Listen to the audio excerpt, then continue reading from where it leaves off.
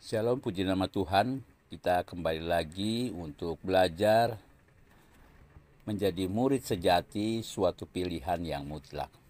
Kita sudah memasuki bab keempat, yaitu ciri murid Kristus, memiliki perubahan terus-menerus ke arah Kristus gurunya. Ada seorang pemimpin jemaat berkata kepada temannya saat mereka mengendarai mobil di pusat kota. Lalu mereka bertanya jawab, "Pemilik nightclub di sebelah jalan ini adalah orang Kristen di gereja kami." "Oh ya?" "Ia setia sekali mengikuti acara-acara gereja." "Bagaimana dengan kehidupannya sehari-hari?" "Ia sebenarnya baik dan ramah. Hanya dia sudah 2 kali kawin cerai. Dan kelemahannya adalah pada hubungan dengan wanita." "Apa maksudnya?" "Ya, dia sering sekali jatuh bangun dalam perzinahan." "Kamu bingung ya? Saya juga kadang-kadang bingung mengapa orang Kristen seperti itu ya."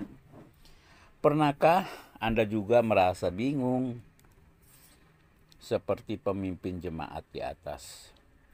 Bagi beberapa jemaat, pemilik nightclub tersebut tidak perlu lagi dipertanyakan keasliannya, kekristenannya. Mengapa? Sebab ia telah menerima Yesus di hati, rajin ke acara gereja, memberikan perpuluhan, dan sebagainya. Apakah pemilik nightclub itu tersebut benar-benar lahir baru? Kita memang tidak dipanggil untuk menghakimi dengan sekilas pandang. Saya tidak menyangkal bahwa tentu ada orang Kristen yang meskipun imannya sejati tetapi masih dalam proses perubahan. Mengapa kejatuhan ke dalam dosa? Tetapi tidak perlukah orang percaya menguji imannya sendiri untuk mengetahui keaslian imannya? Apakah Alkitab meminta setiap orang percaya menyelidiki imannya? Ujilah dirimu sendiri, apakah kamu tetap tegak di dalam iman. Selidiki dirimu, apakah kamu tidak yakin akan dirimu bahwa Kristus Yesus ada di dalam diri kamu. Sebab jika tidak demikian, kamu tidak tahan uji. 2 Korintus 13 ayat 5. Alkitab meminta setiap orang percaya menyelidiki dirinya sendiri, bukan orang lain. Apakah imannya sejati? Apakah ia tetap tegak di dalam iman? Apakah Yesus Kristus ada di dalam dirinya? Dari manakah seseorang mengetahui keaslian imannya? Tanda murid Kristus. Seorang murid tidak lebih daripada gurunya, tetapi barang siapa yang telah tamat pelajarannya akan sama dengan gurunya. Lukas 6 ayat 40. Apakah standar ukuran dalam menguji keaslian seorang murid Kristus? Apakah karena ia rajin kebaktian, atau karena ia pernah mengalami perubahan karakter pada suatu saat saja? Keaslian murid bukanlah dilihat dari suatu perubahan sesaat saja, tetapi pemuridan artinya suatu proses belajar sampai sama dengan gurunya. Artinya bila seseorang adalah murid sejati, berarti ada perubahan terus-menerus ke arah keserupaan dengan gurunya. Ia akan belajar sampai tamat sesuai dengan waktu hidup yang diberikan kepadanya. Lukas 6 ayat 40. Ini adalah bagian dari khotbah di bukit yang diteruskan dengan pengujian Kristen dari buahnya. Lukas 6, 43, 45. Dan diakhiri dengan Lukas 6, 46 yang bunyinya, "Mengapa kamu berseru kepadaku, Tuhan, Tuhan, padahal kamu tidak melakukan apa yang kukatakan?" Jadi, keaslian iman seseorang murid diukur dari perubahan sesaat saja. Apalagi hanya sekedar ucapan mulut yang memanggil Tuhan, Tuhan, tetapi tidak ada perubahan terus-menerus ke arah keserupaan dengan Kristus. Tanda murid Kristus dididik oleh anugerah. Jemaat di Kreta yang dilayani oleh Titus telah disusupi guru-guru palsu yang mengacaukan hidup jemaat, sehingga menjadi tidak sehat dalam iman. Titus 1 ayat 10-14. Paulus berkata kepada guru-guru palsu, "Bukankah murid Kristus yang sejati karena bagi orang suci semuanya suci. Tetapi bagi orang najis dan bagi orang yang tidak beriman, suatu pun tidak ada yang suci. Karena baik akal maupun suara hati mereka najis. Mereka mengaku mengenal Allah, tetapi dengan perbuatan mereka menyangkal Dia. Mereka keji dan durhaka dan tidak sanggup berbuat sesuatu yang baik. Titus 1 ayat 15-16. Mereka mengaku mengenal Allah, tetapi tidak dengan perbuatannya, dengan menyangkal Dia. Membiarkan murid-murid palsu melayani dan mengajar dalam jemaat sangatlah berbahaya, karena akan merusak iman orang percaya. Seperti yang dinubuatkan oleh kitab Yudas bahwa guru-guru palsu akan menyusup dan mengajarkan suatu Injil yang lain, sehingga orang-orang Kristen akan menyalahgunakan kasih karunia untuk melampiaskan hawa nafsunya. Mengapa? Karena mereka mengajarkan Injil yang menyangkal ketuhanan Kristus. Yudas 1 ayat 4. Karena itu Paulus harus memberikan penjelasan tentang apakah arti yang sesungguhnya dari kasih karunia. 11. Karena kasih karunia yang menyelamatkan semua manusia sudah nyata. 12. Ia mendidik kita supaya kita meninggalkan kefasikan dan keinginan-keinginan duniawi, dan supaya kita hidup bijaksana, adil, dan beribadah di luar dunia sekarang ini. 13. Dengan menantikan penggenapan pengharapan kita yang penuh bahagia dan pernyataan kemuliaan Allah yang maha besar dan juru selamat kita Yesus Kristus. 14. Yang telah menyerahkan dirinya bagi kita untuk menyelamatkan kita dari segala kejahatan dan untuk menguduskan bagi dirinya suatu umat, kepunyaannya sendiri, yang rajin berbuat baik. 15. Beritakanlah semuanya itu.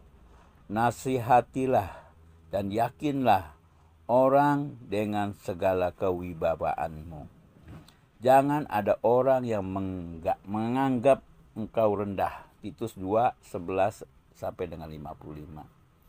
Jadi kasih karunia tidak hanya menyelamatkan orang percaya, ayat 11, tetapi kasih karunia yang sama juga akan mendidik orang percaya untuk meninggalkan dosa, ayat 12, dan kasih karunia yang sama itu juga akan membangkitkan mereka pada hari kedatangannya, 13.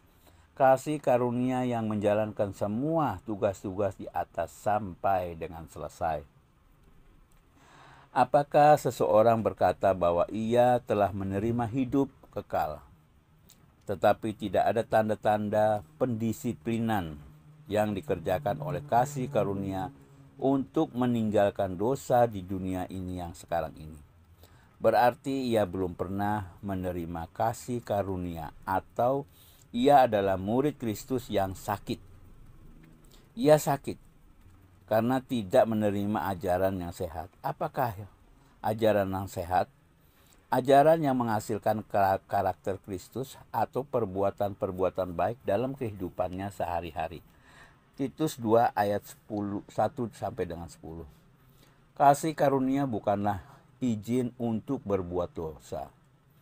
Bukankah kita telah diampuni dosanya?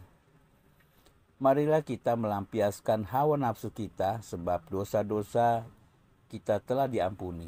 Tidak. Perhatikanlah apa yang Paulus katakan. Jika demikian, apakah yang hendak kita katakan? Bolehkah kita bertekun dalam dosa supaya semakin bertambah kasih karunia itu? Sekali-kali tidak. Bukankah kita telah mati bagi dosa? Bagaimanakah kita masih dapat hidup di dalamnya? Roma 6 ayat 1 dan 2.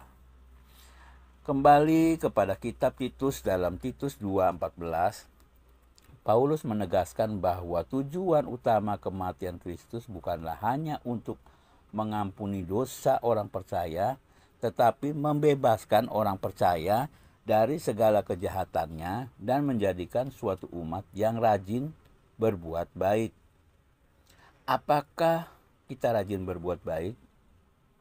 Apakah perbuatan baik adalah harga untuk keselamatan? Tidak. Perbuatan baik adalah tanda seseorang telah menerima anugerah keselamatan. Apabila sebutir telur kupu-kupu menetas, apakah tanda bahwa makhluk yang keluar dari telur itu tersebut adalah benar-benar kupu-kupu? Tandanya adalah ia akan bermetamorfosis, berubah secara progresif, semakin serupa kupu-kupu, dari ulat menjadi kepompong, dan akhirnya sempurna menjadi kupu-kupu. Apakah tandanya seseorang benar-benar adalah murid Kristus?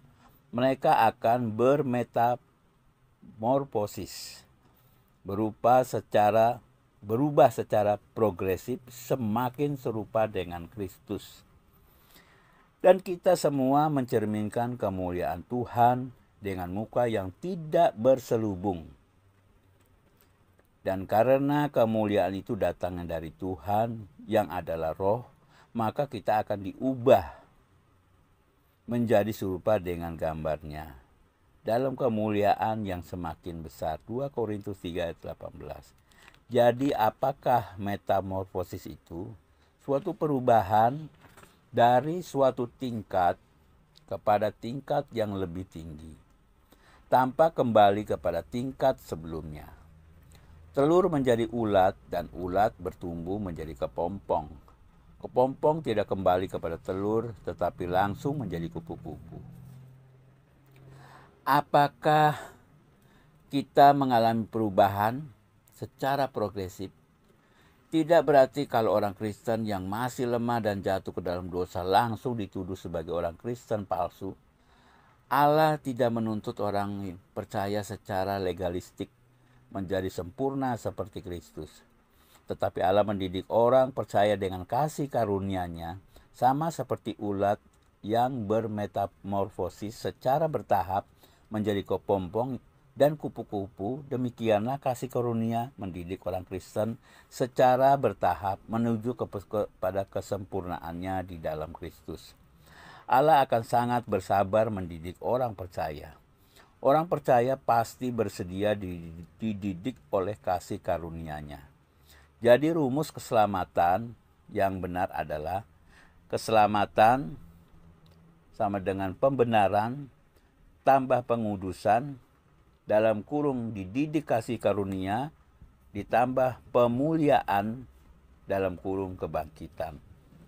Pembenaran, pengudusan, dan pemuliaan tidak dapat dipisahkan, tetapi di dalam ajaran Injil merupakan keselamatan adalah keselamatan sama dengan pembenaran tambah pemuliaan.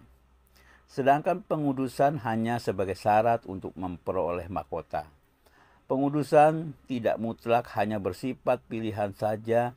Dengan berkata lain, Injil murahannya hanya melihat bahwa Yesus hanya mengampuni dosa saja. Tetapi Yesus bukan hanya mengampuni dosa saja, tetapi sekaligus melepaskan kita dari dosa tersebut. Yang telah menyerahkan dirinya bagi kita untuk membebaskan kita dari segala kejahatan dan untuk menguduskan bagi dirinya suatu umat kepunyaannya sendiri yang rajin berbuat baik. Titus 2 ayat 14. Jadi apabila seseorang percaya dia telah menerima anugerah pengampunan tetapi tidak ada tanda-tanda anugerah tersebut mendidik untuk lepas dari dosa tersebut, maka ia belum pernah menerima anugerah yang dimaksud oleh Allah. Terima kasih buat pengajaran pada hari ini. Biarlah kita semakin mengenal bagaimana menjadi murid yang sejati, suatu pilihan yang mutlak. Tuhan memberkati kita semua. God bless you.